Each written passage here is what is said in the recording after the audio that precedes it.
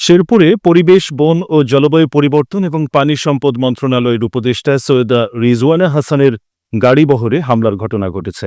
এ ঘটনায় অন্তত ৬ জন সাংবাদিক আহত হয়েছেন।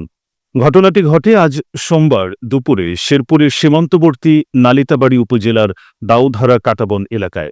জানা গেছে, স্থানীয় প্রশাসনের উদ্যোগে গাঢ় পাহাড় ঘেরা বনভূমির ভেতর একটি পর্যটন কেন্দ্র স্থাপনের পরিকল্পনা নেওয়া হয়।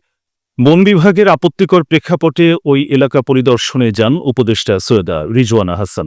পরিদর্শনকালে উপদেষ্টা জানান, বনের জমিতে কোনো পর্যটন কেন্দ্র হবে না, বরং এই এলাকায় হাতির জন্য অভয়ারণ্য গড়ে তোলার পরিকল্পনা চলছে। এই ঘোষণার পরই স্থানীয় জনসাধারণের একটি অংশ ক্ষুব্ধ হয়ে ওঠে। পর্যটন কেন্দ্র স্থাপনের পক্ষে ও বিপক্ষে থাকা দুই পক্ষ উপদেষ্টার গাড়ি বহর আটকে বিক্ষোভ শুরু করে।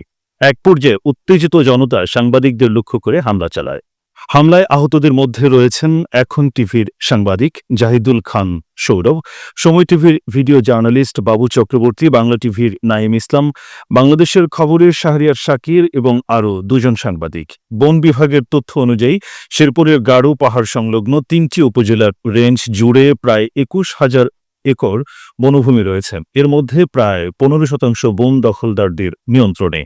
সম্প্রতি প্রশাসন ২২৩ একর খাস জমিতে পর্যটন কেন্দ্র নির্মাণের পরিকল্পনা নেয়, যার ৩২ একর জমি সংরক্ষিত পাথর মহাল হিসেবেও চিহ্নিত। বন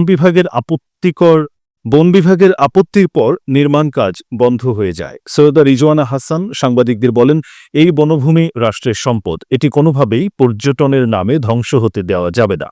তিনি হাতির অভয়ারণ্য তৈরির পরিকল্পনার কথাও পুনর্ব্যক্ত করেন। এদিকে সাংবাদিকদের উপর হামলার ঘটনায় সামাজিক যোগাযোগ মাধ্যমে ব্যাপক সমালোচনা শুরু হয়েছে। শেরপুরে স্থানীয় সাংবাদিক ও প্রেস ক্লাব নেতৃবৃন্দ হামলার ঘটনায় গভীর উদ্বেগ প্রকাশ করেছেন এবং দোষীদের দ্রুত আইনের আওতায় আনার দাবি জানিয়েছেন। এ ঘটনায় এখন পর্যন্ত কোনো লিখিত অভিযোগ পাওয়া যায়নি। প্রশাসনের পক্ষ থেকে আইনশৃঙ্খলা পরিস্থিতি স্বাভাবিক রাখতে অতিরিক্ত পুলিশ মোতায়েন করা হয়েছে।